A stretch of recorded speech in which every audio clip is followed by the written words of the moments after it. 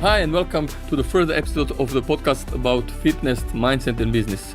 Today our guest is Clifton Harski. He's a fitness coach and fitness educator, and he's my guest in Basic Gym1 in Zagreb, and he just finished pain-free training certification, and I'm so happy that he's my guest in the podcast. Hi.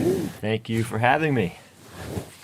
Yes, we will start with the easy questions. So the first question is, you are an athlete your whole life and you were like college basketball player. How did you enter the world of fitness? When did you hear that voice in yourself? Oh yes, I want to be a fitness coach and I want to teach other people to become better coaches, because I think to be a fitness coach, you are changing people's life, you have influence on them. So it's not just a job like you are working in an office, it's like something much more. So you need to have some inner voice. Okay, I want to be a coach. Well, I started wanting to train myself and my friends who were athletes in order to have better performance, specifically so I could dunk on somebody. And as a skinny 6-foot white guy, that would mean a lot to be able to dunk on somebody. And so my interest first was with athletic performance for myself and my teammates. That was in high school. And after high school, we went to secondary, college, whatever. And that's where I really noticed in myself that I was just very interested in how the body worked. How can I get myself to be more muscular, more powerful, more strong, so that when I'm playing basketball, again, I can win. And somewhere along the line, as I was doing that and gaining muscle size and having better performance, that's where more of my friends and associates were like, can you show me what you're doing, because you're not skinny anymore? And so I started to train them, and that just became very enjoyable. And at that point, it was like, oh, yeah, this is what I want to do.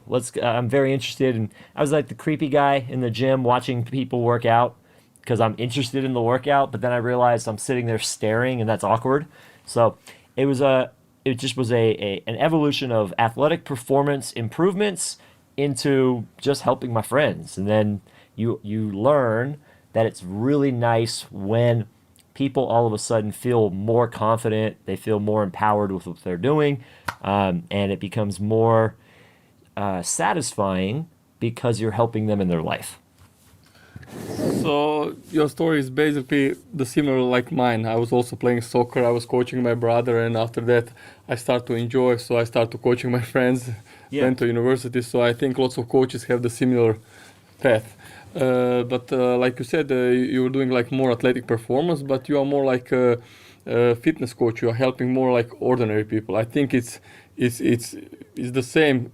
It's hard to coach like top level athletes, but it's also hard to coach ordinary people, the people who are not so genetically gifted, who are not like good with coordination. So I think it's a challenge when you take somebody like that, also has some maybe health problems or have some limitation, and to become their coach and to put them in the great shape. So why didn't you go to the like strength and conditioning coach or athletic performance coach? You went more like a fitness. Really, it's just a math problem. There's a lot more fitness clients than there are strength and conditioning. So the strength and conditioning industry, at least in the United States, the payment is very low. So the salaries for college S&C, high school, or club team S&Cs is typically not enough to live comfortably. You have to spend a number of years being an intern, being unpaid, working 80 hours a week, and not really getting a lot of respect or money in order to eventually make not a great living. And so I made a practical decision, which is, well, there's a lot more human beings that just want to do fitness. And then you learn afterwards, because at the beginning I trained some lower level athletes, not pro athletes, some small college athletes and high school athletes. You realize they don't have any money. They can't pay you anyway, right? So most of the time, until you make it big and you have professional athletes, which is not guaranteed for anybody, you may not be working for a lot of money. And so really it just comes down to how do I make a career out of this? Well, if I want to make it a career, I got to be able to pay my rent, my food bills, and other living expenses. And so that becomes even more important once we start to have a family. Of course, yeah. So it's the same like in my gym. Like 80% of our clients are recreational people, ordinary people. I like working with the top level athletes, but like you said, there is like a small number of coaches that work in a top level sport. You need lots of years to build your brand, and eventually maybe you will have some success or you won't have. So this is a good advice for the younger coaches to think about also. Okay, they have motivation maybe to work with the top level athletes, but also they need to think about their life, because when you are young maybe it's okay, but when you have family it's totally different. I like this answer because it's true and honest, you know. Yeah. In your career as a fitness educator, you probably taught more than 2,000 people, teaching more than 200 workshops, covering different fitness systems. With all that, you have family, you have a wife, you have 2 kids, and you are still not divorced like me. So I'm proud on that, on you and on me. Yeah. And it's not easy. So how you hold this space, because it's not easy. You work during the weekend, in the weekend, to have like seminars, to have the same level of energy. So what's your secret? Well, first, I'm gonna brag a little bit. I think I'm approaching 500 workshops. Yes. Because I started teaching workshops in 2011, and I've taught for MovNat, Kettlebell Athletics, Animal Flow, FMS, Spartan Group Training, Ppsc, obviously Pain-Free Performance Specialist Cert, and then also my own company, Fitwall. And across all of those, since 2011, from 2012 till now, I've been averaging about 20 a year. And so that's quite a bit. But the first year, I taught 88 workshops in 14 months for MovNat. So the number is just very, very high. But why I'm painting that picture is when I started, my wife and I weren't married. So since I met her, that's been the norm. So if we had been married and had a kid, and then I added the travel, then that would have been, I don't even know if it would have been possible, because it would have been such a difference. So luckily, it's always been my norm. It doesn't mean it's been easy, but it's been expected. And I have reduced the amount that I travel now. COVID played a role with that to a certain extent. But it used to be 2 or 3 a month, and now it's 1 a month on average for the year. So it's a reduction. It is very difficult, you know, especially with having the children. They're a handful. Yes. And when there's 2 less hands at home to help them out, that means that your wife is left alone, and that's pretty challenging. And so you feel guilty that you're not there to be able to help, but at the same time, in this industry, there's only so many people that are lucky enough to travel and teach, and so you can't really just quit it, because there may not be another opportunity like that, and it's the type of thing that can help push you forward. So, you know, I'm a big believer in, if you have an opportunity that can push your career forward, then maybe you should take it. Like, as an example, when my first son was born in 2017, in June, in September, I had to go to Costa Rica with my Animal Flow team for training, which was tough because the baby was only 3 months old. And I felt kind of bad because I'm going to tropical Costa Rica, and my wife is at home not getting sleep. And then I had signed up 2 weeks after I got back from Costa Rica. I signed up for a seminar in Seattle, Washington at Luca Hosovar's gym, and I went to it. And the idea behind going is that is a networking event. One, I want to learn. It's important to keep learning. And then also to meet other people in the industry. Well, at that event, I hung out with John Russin. Yeah, of course. And that event is probably responsible largely for why I'm now running his company, Pain-Free Performance, because we made an additional friendship at that event, and we stayed in contact. I was on his podcast. We thought about doing some co-events, and then eventually the opportunity came for me to teach his certification, and now I'm running the certification. And if you didn't take those learning opportunities to meet other people within the industry, expand your network and learn new things from people, then I wouldn't have had this opportunity. And that's you know what a lot of people miss out on, is not taking the risk, the gamble, taking the shot at going and learning and expanding their network. Yes, so you are grateful for the job that you are doing, and also you were trying all your time to do the best service that you can. So you're helping other coaches to become better. And I think, and I'm a strong believer that everything happens for a reason. So because of that, you hang with John Russell and you made something big. So I think it's a reward when you are working, giving the best you can. Eventually, something big happens. But like you said, it's not just learning new knowledge, it's about networking. So I'm telling all the coaches, no matter how high knowledge you have, how many books did you read, but if you connect with the people from industry, you will go faster.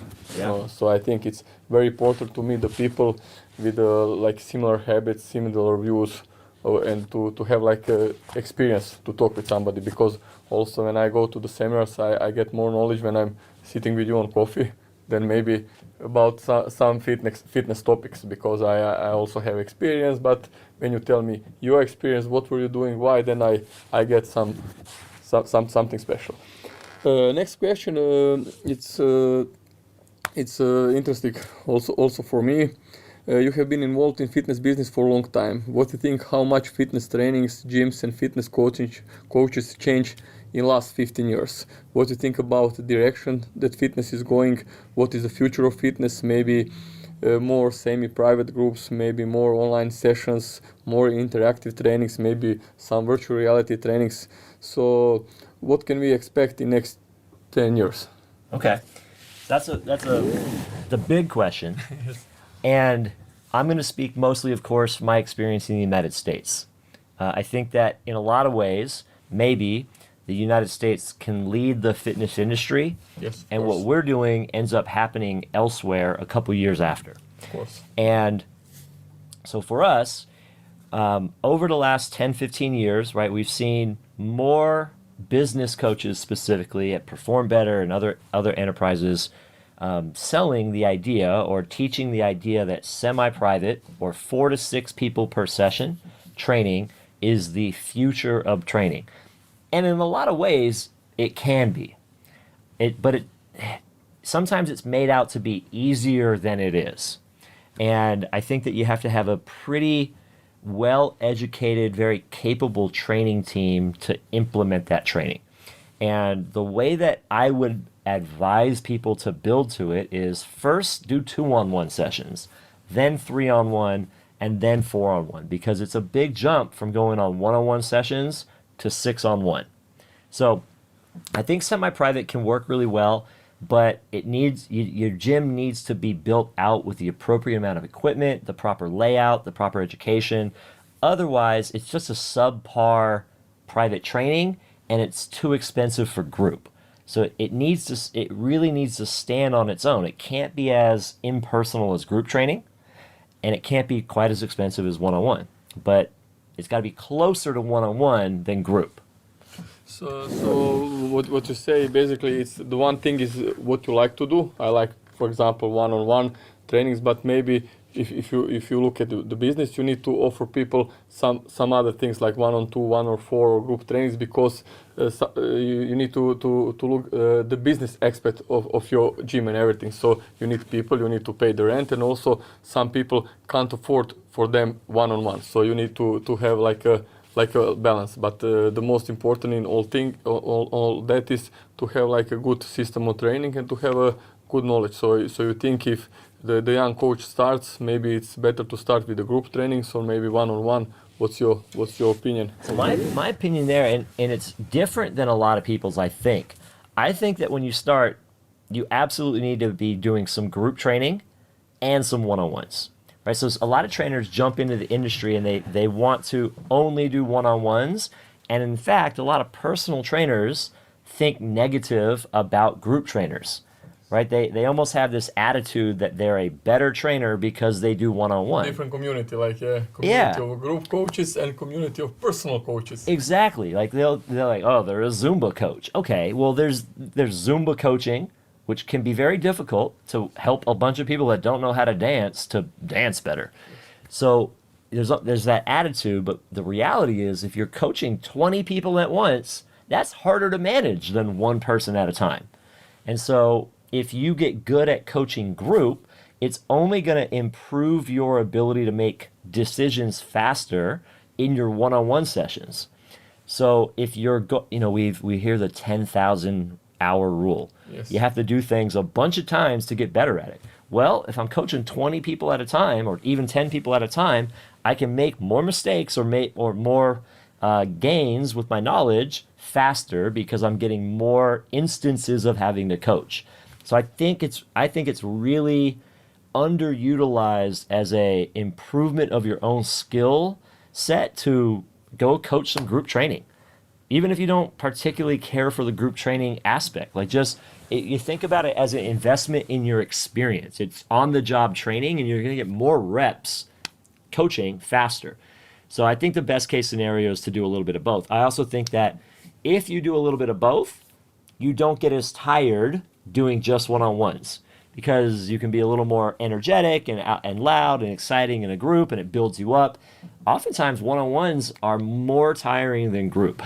Right, because now it's emotionally maybe driving more. It depends also on client. Yeah, you can get the Debbie Downer clients that are using you as their psychologist almost, and we're probably not equipped for that. But so from a teaching standpoint, or learning and developing your skills, I'd say do both as best as you can. If you've never done group, I promise you'll learn more. And if you're a group trainer and you've never done one-on-one, I promise you'll learn some new skills there as well. What about the gadgets? There are lots of people that are using gadgets. Okay, you have heart rate monitors, you have Omega Wave, you have everything. You have some tracking monitor or devices, but some of it has good precision. Some of that doesn't have such a good precision because you need to have a coach, because it's not just some numbers. It's like you said, maybe you are tired because you didn't sleep enough because of your family, or maybe you have stress on the job. But lots of people these days, they are taking seriously that. And also you have some virtual reality trainings. You are watching something, or I don't know, now Oculus has everything. So what do you think about that, about the heart rate monitors, about tracking everything, measuring everything, the sleep, the food and everything? Because lots of people are asking for that, so you can be a good coach. But he said, okay, I don't want to go with you because you are not using so many gadgets, and I want to precise measure everything. So what's your thinking about that? So I think that technology utilization to increase client results, like everything, depends on that client. So certain clients are very data driven. They want to know, are they improving at it? They track everything. And now that the tools are there, and you mentioned they're not that precise sometimes, but just the act of having to track can help a client be more consistent with their progress. So we basically need to have a conversation of, they can try it, but if they're not using it, that can actually take away their consistency, because it is sort of defeating mentally. If you say you're going to track and then you never work out and you don't track, it can actually spiral out to you not being having as much success. So I think it's a very small percentage of people that actually need the tracking software to improve their results. For a lot of them, it's actually distracting. I happened to, in 2016, talk at the IDEA Personal Training Institute in the United States, and my talk was utilizing technology in fitness to improve client results. And in researching that talk, I believe it's a long time ago now, it's like 6 years ago, but I believe the stat was well over 3/4 of people that buy some sort of digital tracking device have it in a drawer, not being used after 3 weeks of use. Right? So you buy your Garmin watch and you do it for 2 weeks and you're like, all right, well, this doesn't work, so I put it in a drawer. So for most people, it's just going to be an expensive waste of money that they're never going to use. As far as technology and fitness, I do think, however, that using coaching platforms like True Coach or Train Heroic or whatever, dietary coaching platforms like MyPlate and MyFitnessPal, I think those are really effective, because people need hand-holding with dietary decisions. They need accountability with dietary decisions. So it's not a blanket statement that all tech is bad or all tech is good. I think that you probably don't want to try to do 10 things at once with a client, but if you use one piece, even if it's just a checklist every day, hey, every day I need 10 minutes of walking, I need 5 glasses of water, and some sort of protein. You can start there, and if they get good with that, then maybe you can utilize one more tech piece. But you really got to be monitoring the old school way, which is conversationally, how effective the technology utilization is with that client.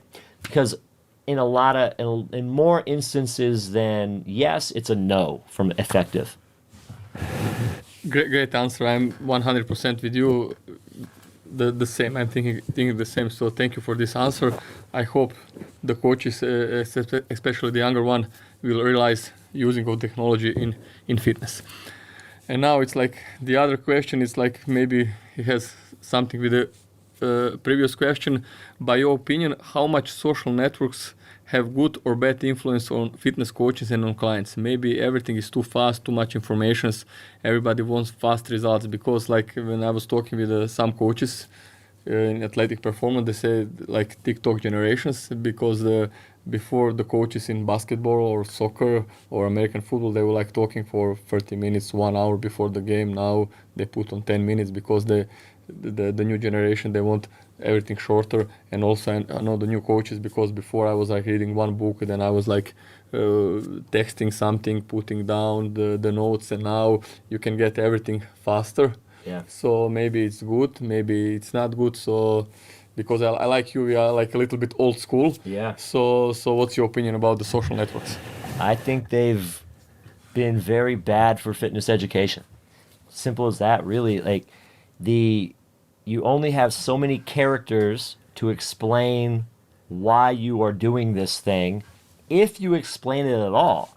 Most of the time, it's just a way to show off some sort of fancy skill or show off physiques, right? Like, unfortunately, the most popular fitness educators usually have the biggest ass or the most ripped abs, or they're very strong. John, he mentions that the way to be popular on Instagram for most people now is to be a freak show of some type. Oh, it's the freak show that has the huge muscly butt, and they're doing another deadlift with the camera zoomed in on their ass, right? So unfortunately, the preponderance of Instagram, and I don't know about TikTok because I'm not on it, but I've seen a little bit, and it's even less useful than Instagram. So we can rewind maybe 10 years, 8 years, and personal blogs, strength and conditioning blogs, were very popular. Yes. T-Nation, there are Yes, 1 to 10,000 word articles of good information. They're not out there anymore. People just aren't spending the time to write articles because nobody's reading them. To your point, like they look at it like, it's too long. Do you have a video? Well, we hear that all the time. We spent a year writing long form articles on the Ppsc site, and our people that have even come to the courses, but people that haven't come to the courses constantly would ask us, hey, do you have this in a short video? And sometimes we'd have a 10-minute video, and then they would ask for a shorter video. And the reality is I can't adequately explain the why in 10 seconds, in 30 seconds, in 100 characters. There's a lot more context to, well, I would make this decision based on the client and their needs, and if their needs is this, I would go this way, I would go this way. And so unfortunately, the standard of 1 minute or less in TikTok, and is it 1 minute in TikTok and 1 minute or less in Instagram, it realistically doesn't provide enough time for enough context for it to be super duper useful. There are people that make it valuable. So I think John Russin does a pretty good job, right? Like, yes. He's very consistent. He shows an exercise. He writes a small amount that says, here's why we're doing this exercise, and here's a link to an article that's like a 5,000 word article that dives deep. But we've seen the traffic going to the articles go down every year for the last like 4 years. So people are reading less and just scrolling more. Yes, like you said, it's dangerous because people then just asking for some trend, something special, something different. So some of the coaches, they are using this. Yeah. This I don't know how to say, maybe Instagram algorithms or TikTok algorithms, just to have like more traffic and to sell something more. But if you want to have a quality, you need to have time to explain everything. So one thing I would add on social media is a lot of people get caught up worrying that they don't have as many followers as somebody that's popular. Well, the what I've learned, by and large, a lot of the people that have a lot of followers, if you look at their interactions, they actually don't have a lot of interactions. They don't have a lot of comments. They may have a lot of likes, but you can mine those out, apparently. So if they don't have a lot of back and forth dialogue, well, they're not really making that big of an impact. They're just, people are scrolling and hitting like. People look at 100,000 people follow this person, but they get 80 likes on a post. It's like, wait a second, no one's paying attention. So don't get caught up comparing yourself to the number of followers, because a lot of them, even if they have more interaction, they don't have anything to sell online. So it's not even juicing their business, it's just juicing their ego. Yeah, you are totally right. I have like experience with some of the coaches. They were asking me for help, and I said, like, wow, you have 100,000 followers and your job is bad, so you need to change something. So yeah. So you're right. Next question is, what would you suggest to a young coach who wants to become very successful? What kind of knowledge and skills he or she needs to have? It's not just about theoretical knowledge or demonstration of exercise. What you need to have to give your client what he or she wants, and also what they need. Because I was like working in university, so lots of excellent students. They had like a great knowledge about speed and agility, plyometrics, aerobic, anaerobic training. And then when I say, okay, this is the client, this client is a tennis player, he has a tennis match, he needs to do speed and agility, plyometrics. So I know what is that, but I don't know how to do it. Or, this person needs 8 weeks, 12 weeks to get shredded, to do fat loss. Oh, I know everything about that, but I don't know how to do it. So also there's like component, you need to have a good energy because you need to motivate people and everything. So what would you suggest to the young coach, because they are lots of times confused, finish university and where to start, what to do, what now. So the number one thing that I think that we've forgotten quite a bit, right? Like it almost piggybacks on what we were saying with social media. We have this short attention span. We have this expectation that I should be able to get whatever I want right away. And the reality is, I've been in fitness training people. I'm about to turn 40, so I've been doing it since I'm 20. Right? It's about 2 decades, and there's a long time of putting in the work and making mistakes and learning and being mentored by other people, being an intern, and just gathering experience. So a lot of younger coaches, especially in the United States, right? Like, it's just where I'm aware of, but there's so much marketing that they should go and be an entrepreneur right away. And I'm like, you haven't even trained 20 people. How about you train 20 people first? Train 100 people first. Have 100 people have good results over 6 months. Right? And that's going to take you some time. So the first thing is, understand that if you want it to be a career, you have to build career capital, and you have to get good at it. It just means putting in the work. So a lot of people will get their ACE or their NASM or their NSCA and then say, what cert should I do next? And I sell certs, and I say, don't worry about that. Go train in the Gold's Gym for 6 months and figure out how to sell your services and train people. And then you just start adding 1 cert a year, 2 certs a year. And all that additional certs should do for you is give you more solutions as you have more problems, right? If you only do 1 certification, let's say you do a kettlebell cert. I love kettlebells, but I can't make a kettlebell solution for someone that has a different problem. Yeah. And so some people, they specialize prematurely, or they just specialize and they like it and that's what they say they are, and then they never can solve another problem. So as long as you have like a steady cadence that's not too crazy and too expensive, then you're just adding a cliche, adding tools to your toolbox so that you can solve more problems. It also lets you spend some time applying the new information and the new techniques that you learn. If you're bound, and this happens in the United States quite a bit because we have so many education options. People go to 6 events in a year, and that means that they never spent the time applying the new thing they learned. It's almost a little bit of a culture of cert accumulation versus cert application. And while I guess I should like the fact that people want to accumulate certs since I sell them, I would rather they spend some time applying it and improving their success rate with their clients. So basically, you can't take one tool and solve all the problems. So if you have a screwdriver, you can do something, but not everything. If you have a hammer, you can't.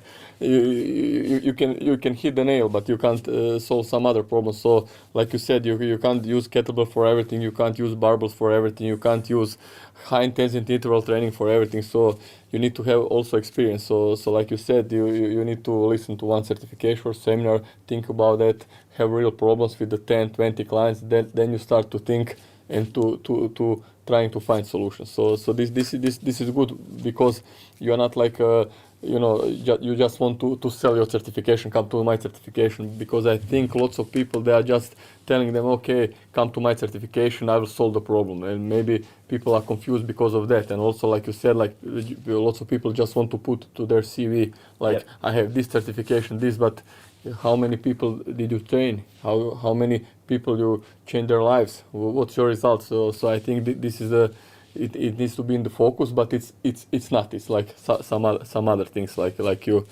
said. Yep.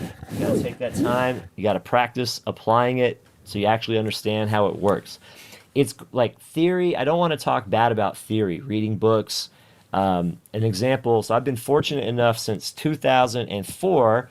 I've been in some sort of management position, managing at Trader Joe's, which is a grocery store while I was in college, managing teams of 100 people, and now I have a team of like a dozen. And there's different challenges with big teams and small teams. But what I was going with this is you have a lot of people that want to move into a leadership role, and they read leadership books. Reading a leadership book and understanding what they say is completely different than having to do the leadership. And like, it's great. Read the books. It's good information. But until you actually have to have hard conversations, like, you don't actually understand what it's like. And so I'm using that as an example. It's the same with training theory. Until you can read all the studies, and then until you actually go to apply it and you realize that you can't apply this because it's not a closed lab setting, it doesn't really mean a lot from practicalities. And so everything does come back to the very lame answer of spend the time to get better at it. Yeah, like you said, like lots of coaches, like, oh, you have a butt wing, now you need to do this. And they try, oh, it's not like that, what now? Yeah. So it's like lots of things. Like you told, your gluteus is not firing, I need to do this. And it's not that simple. You need to see all the puzzles, not just one. Next question, you did lots of certifications, seminars and workshops all around US, but also in Europe. Now I hope you go to Australia, Singapore and all around the world. What do you think is the difference between fitness in general, between US and Europe? Because all the things first happens in US, then after like 10 years, 20 years, they come to maybe Europe, to Germany, they come to Croatia and some other countries. So basically, we are following the things that are happening in the biggest fitness market. It's in US. Yeah. So what's the difference for you if you need to compare like Europe and US? Well, so we always have a little bit of trendiness, or pendulum is swinging, right? So in the early 2000s, the term functional fitness came around. It was Paul Chek, yes. It was Gary Gray, then it became Gray Cook. Yeah. And we had a lot of funny tools. Yeah. Balance challenges became in vogue, and so we swung in the realm of people stopped getting strong, and they were just doing very kind of circusy, funny yes.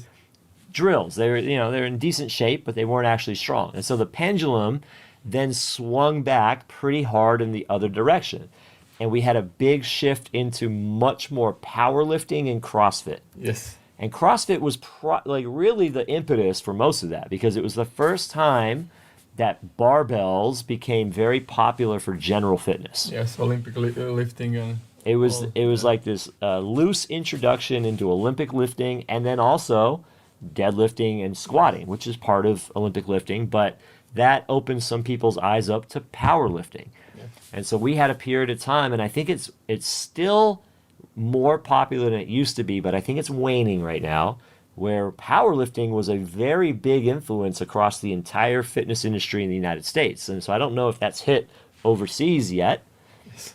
But we started to have a lot more people focusing on the big three when they probably didn't need to be. And now we're starting to have the pushback of, you know what got forgotten? It was the big thing in the 90s. The big thing in the 90s was classic bodybuilding. Yes. And you know what's coming back?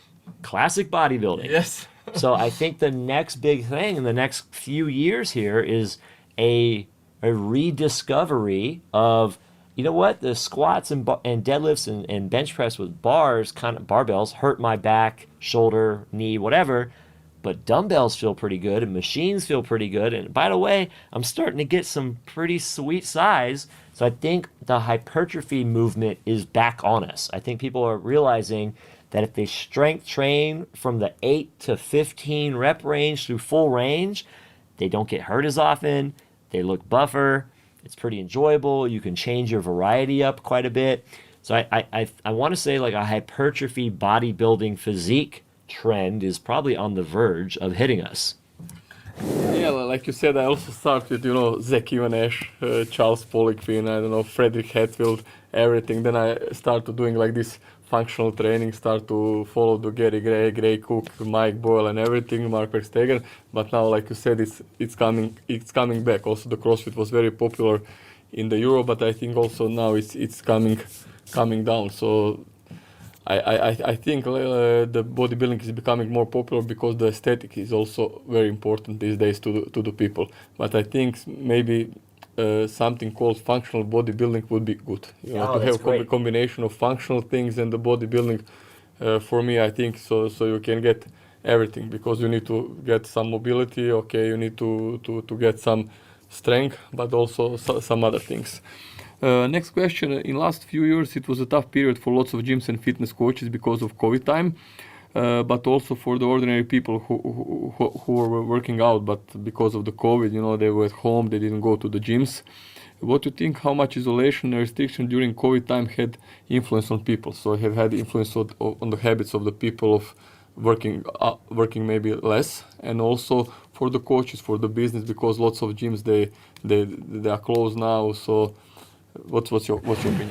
Well, I know that at the worst in the United States in 2020, there was an estimate that 2/3 of trainers lost their job, which is crazy, and well over 50% of private gyms closed down. So our entire industry right now, we're in a weird spot where we have a lot of big partners, big gym chains in the United States, and all of them need to hire. They're all complaining that they can't find good hires because the only hires that are available right now are brand new to the fitness industry, and they don't have experience. And so they're unfortunately not well prepared because they're brand new. Simple as that, right? And so the more luxury upscale clubs, they want trainers that have more experience because they have really expensive pricing. And the clients demand a more experienced trainer. So as far as for coaches, COVID was a kick in the ass.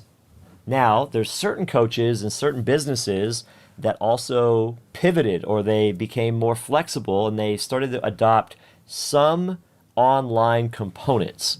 And I think what we see, and this kind of ties into a question you had of like what else we'll see in the future, I never think that technology and online training will replace the personal training. Right? That's why it's personal. It's personal training. It's hard to replace it if we don't have some face-to-face.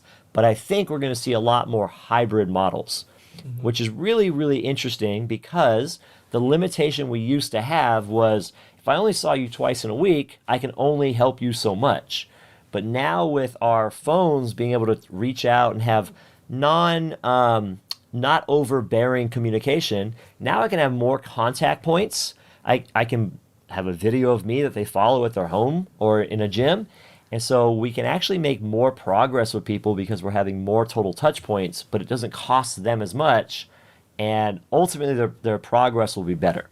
So I do think that the coaches in the studios that figured out how to do some online communication with their clients will continue to succeed more than the coaches that just quit or tried to go all into online. Because you know what the clients did when they were able to go back to the gym?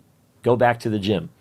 So like Lifetime and Equinox, they're adding, these are big gym chains in the US, they're adding a lot of membership quickly, and the demand for personal training is actually exceeding their capacity to serve it. So we can see that the consumer wants to go to the gym. And we know from different data that them being stuck at home and not working out, not walking, and not doing their normal daily activity, most people put on some fat during COVID. And so now they're like, shit, I got to go back out in public. I better go to the gym because I put on 20, 30 pounds. And so COVID, it was terrible for everybody's health. That's obvious. It was terrible for personal trainers' business for the most part. But our survey of all our thousands of coaches, we had about half our coaches say they actually got busier during COVID because they adapted well. The other half, they got their asses kicked. And we said it right at the beginning. We said, look, if you make it through, I bet you come out busier on the other side. Unfortunately, half of the people didn't make it through. So nothing is black or white, it's like gray. Yeah. So it was like some good things and bad things after the COVID.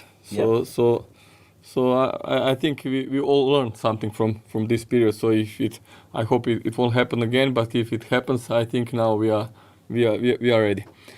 Trainings and workouts are part of your daily routines. You are one of the coaches who live what you preach. What kind of trainings are you doing for yourself? What is your daily and weekly routine? So I vary the program type that I run. My principal program type that I enjoy is usually a full body session that goes with our Ppsc warm-up. Then I do something that I define as something athletic.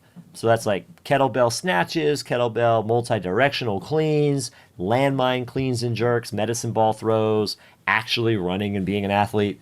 That's followed by more of a pseudo-functional bodybuilding, where it's a bodybuilding rep scheme through greater ranges of motion with some complexity. And that just makes me feel like I used to be an athlete, right? Like I'm a washed up old athlete now. And that's how I feel the best. But every so often, I'll just change my focus. I'll do 8 weeks, 6 weeks, even just 4 weeks where I go, all right, I'm going to get really good at Bulgarian split squats and incline dumbbell press, and then everything else changes behind it. And so I'm more consistent. I've been training since I'm probably 15 years old. And so at that point, I've got enough experience that I can vary my workouts regularly and maintain what I'm doing. I'm not trying to add muscle mass. I have one goal right now. I turned 40 in 3 months, and at that point, I still want to be able to dunk a basketball. After that, I don't have to train anymore. I can give up. Now, after that, we'll see what I adopt as a goal, but full body functional bodybuilding rep ranges is where I feel best. I don't chase 1 RMs or 3 RMs or even 5 RMs anymore. It's just get a sweet pump.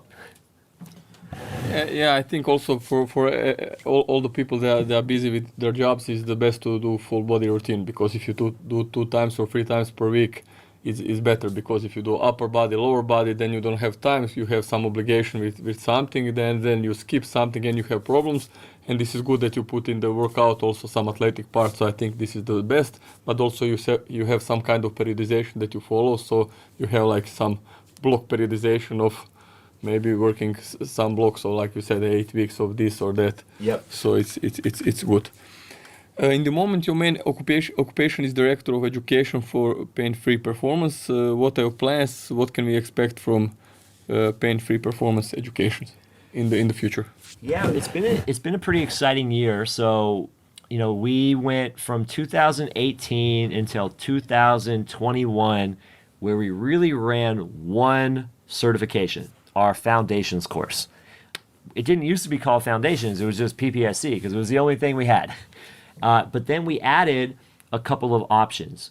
I've taught a lot of kettlebell courses, and so I wrote a new kettlebell course for Ppsc, which follows the rules and the styles of the Ppsc. So instead of teaching 6 kettlebell exercises, I go, hey, with the kettlebell, we can squat, hinge, lunge, push, pull, and carry.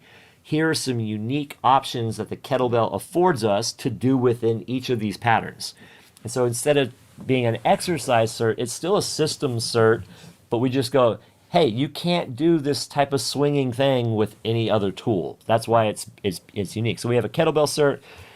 We added a new level 2 cert that we're calling functional training, Ppsc functional training. It's basically the methods and the systems that we utilize in each session. So tempos, eccentrics, isometrics, superset strategies, our prehab exercises, and it just allows us to dive a little deeper on what we're actually doing in the session, whether it be group or in private training.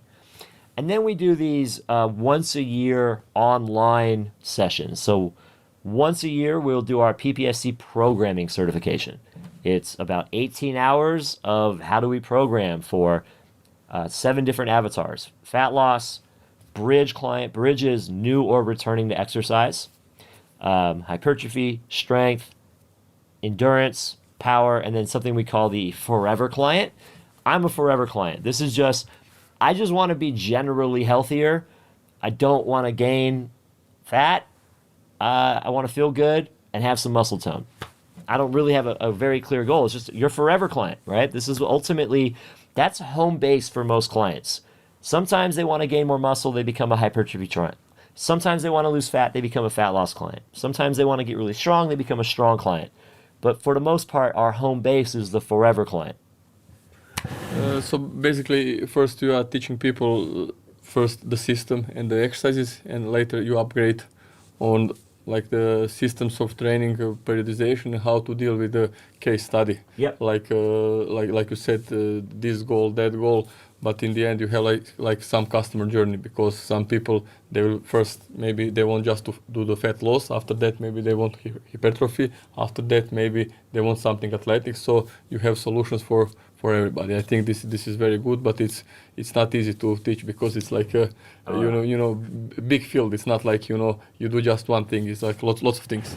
Yeah, and I'm lucky. We have a really talented team of instructors, and so for our programming cert, I had our Logan Dubé, who's going to become our head of education, and I'll just be our COO. They wrote the portions for bridge client, as far as bridge client that's new to exercise. Our physical therapist wrote the bridge client that's returning from injury. Our coach Tasha Whalon, who does a lot of physique athletes, she taught our fat loss and hypertrophy. Then our coach Dan, who does a lot of youth and performance athletes and powerlifting, he taught our strength component. Logan Dubé, who trains more endurance, they played professional soccer. They taught the endurance section. And then the forever client, I taught, because I'm a forever client, and I ran, thousands of people through group fitness, and most group fitness are forever clients. And so what was nice about it is each of us have a little bit of expertise. Like, we know all of it, but whoever's the most expert in our group, I had them teach that component. And that, one, it makes the cert pretty entertaining because you hear a lot of different perspectives. But it also allows us to go, look, we don't have to be the number one expert at everything. We want to know enough to solve problems, but if you end up having a little bit of a niche, that's cool. So with the programming, the programming is just an extension on the other certifications. So basically you are doing all the components of the fitness. So if the person wants to be fit, you know how to do it. Yep. And the last question, it's your second time in Croatia. I hope next time you will have more time to visit some cities like Dubrovnik, Split, and some of the beautiful Croatian islands. What is your impression for Croatia? Well, it's great. When I first, so last year, it was a very good trip because I spent it at your gym and everybody there was very nice, right? We had a good time. Got to go to the center and have a good dinner and walk around, but this trip was just too short. I think last year I got here at 6 o'clock on Friday night and I left at 6 a.m. on Monday morning. This year it's not that much better, but at least I'm here all day Monday and I get to go to the cool lakes and waterfalls, and I can't say it correctly, so I don't even try, but the famous lake. And originally the plan was to go to Split, the plan was to go to Dubrovnik, bring my wife, but we just moved in the United States to another state. We bought a house and I have to be out of my rental house by Thursday, so I got to get back and move all our stuff out of there. So I'm really excited to come back, but bring my wife, because if I was posting pictures of me at the beach while she's at home with the two boys, I don't think that would have gone over so well. So, we'll be planning another trip, and actually a more of a vacation trip to enjoy it. But tonight, I'm looking forward to heading out on the town and going to the lake tomorrow, and just appreciative of being able to come in and teach at your facility again. Yes, thank you. I'm glad that I'm having you here. Thank you for coming to Croatia, and we can book today the certification for the next year and all the certification that you want, because everybody is happy that you are coming. So I think because this COVID situation finished, I think the next year and the year after that we will have more people coming to your certification and seminars. And thank you for